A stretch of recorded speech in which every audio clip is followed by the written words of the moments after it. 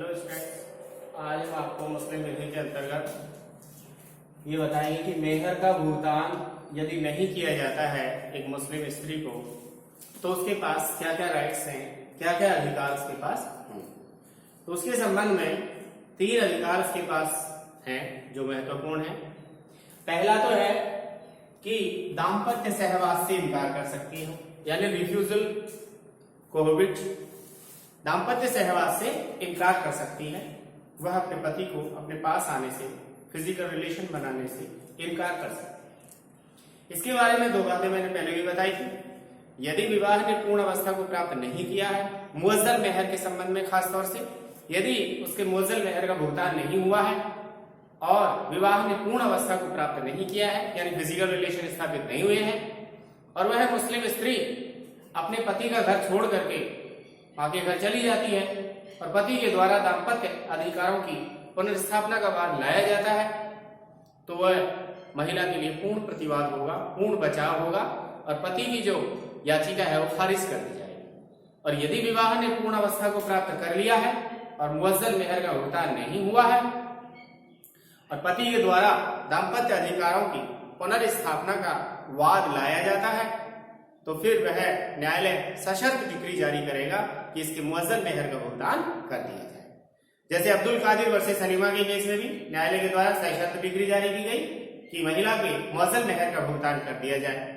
अनीस बेगम versus Mohammad इस्तेफा Ali Khan के case में भी सशर्त डिक्री न्यायालय के द्वारा जारी की गई। ये मुअज्जल मेहर के बारे में। मुअज्जल मेहर के बारे में भी यदि इसके बारे में कोई करार है और बाद में देने का उसको समय पे नहीं दिया है तो इसके बारे में 2 मत है। अबू यूसुफ तो कहता है कि दाम्पत्य सहवास से इनकार कर सकती है आस्थगित मेहर के संबंध में यदि भुगतान नहीं हुआ है और उसने करार किया है, और इमाम मोहम्मद अर्शिया विधि के अनुसार उसको इनकार नहीं किया जा सकता। अब दूसरा जो राइट है महिला के पास वो है मेहर ऋण के रूप में, यानी मेहर एज ए डेब्ट, मेहर ऋण के रूप में, अप्रतिभूत ऋण कहा गया है इसको। और इसके अंतर्गत यह है कि महिला उसको ऋण के रूप में है, उसका अधिकार है, उसमें निहित हो जाता है और वह अपने पति से ऐसे वसूल कर सकती है जैसे अन्य लेनदारों से वसूल किया जाता है।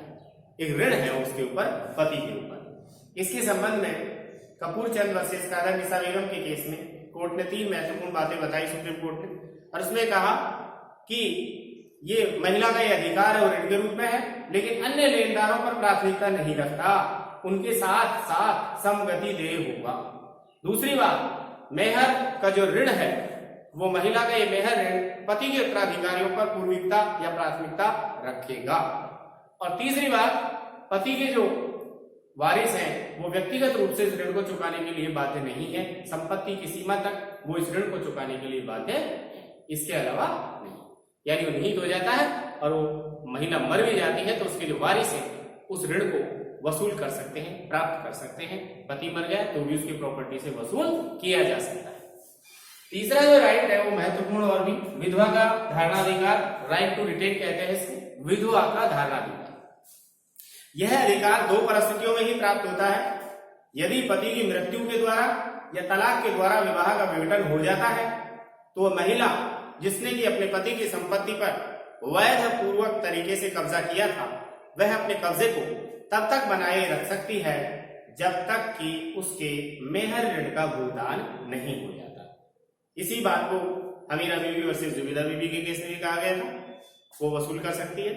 और दूसरी बात, हलीमैन वर्सेस मोहम्मद मुनीर के केस में इस बात के लिए कहा गया कि वह उस संपत्ति को तब तक कब्जे में बनाए रख सकती है जब तक कि उसके मेहर ऋण का भुगतान नहीं हो जाता।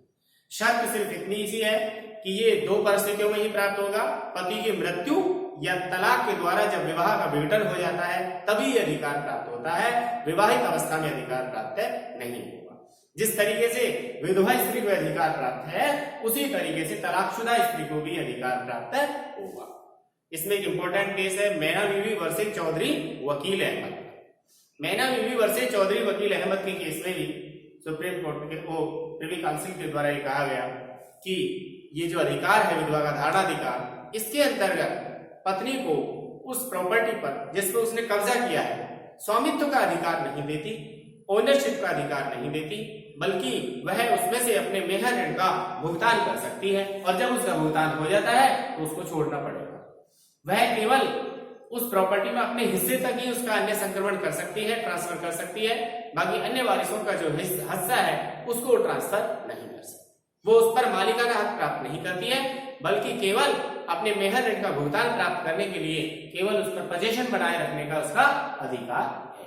वो उस प्रॉपर्टी को गिफ्ट नहीं कर सकती, दान नहीं कर सकती और बेच भी नहीं सकती, किसी भी तरीके से उसका अन्य ट्रांसफर नहीं किया जा सकता। तो 3 अधिकार इसके संबंध में इंपॉर्टेंट है अभी हाल फिलहाल। कौन कौन से? पहला किसने कहा कि दाम्पत्य सहवास से इनकार कर सकती है, रिफ्यूजल कॉविड, अपने पास आने से, फिजिकल रिलेशन बनाने से मना कर सकती है। दूसरा मेहर ऋण के रूप में, ये ऋण के रूप में इसको वसूल कर सकती है, वो मर गई तो उसके वारिस उसको वसूल करेंगे, उसकी प्रॉपर्टी से वसूल करेंगे। और विधवा का धारणा अधिकार, यानी कि मृत्यु और तलाक की स्थिति में जब वो विवाह का विघटन हो जाता है तो वह उस प्रॉपर्टी पर जिस पर उसने विधि पूर्वक तरीके से कब्जा किया था तब तक उस कब्जे को बनाए रखेगी जब तक कि उसके मेहर ऋण का भुगतान नहीं हो जाता। नेक्स्ट क्लास में आगे और बात बताएंगे। आज थैंक यू।